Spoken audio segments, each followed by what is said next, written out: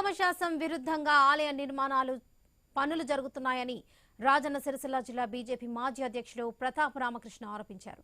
వేములవాడలో భీమేశ్వర ఆలయ పునర్నిర్మాణ పనులను పరిశీలించారాయన. అభివృద్ధి పేరుతో ఆలయాన్ని మూసివేయొద్దని అన్నారు. నిర్మాణంలో నాణ్యత పాటించాలని కోరారు.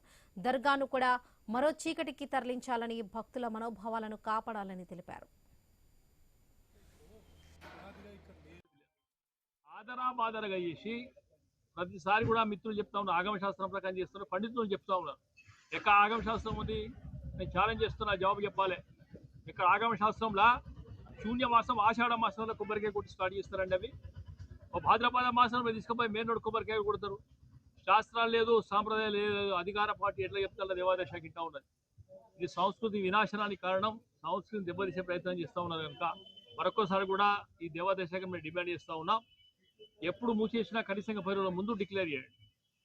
ఎన్ని రోజులకు తెరుస్తారో చెప్పండి.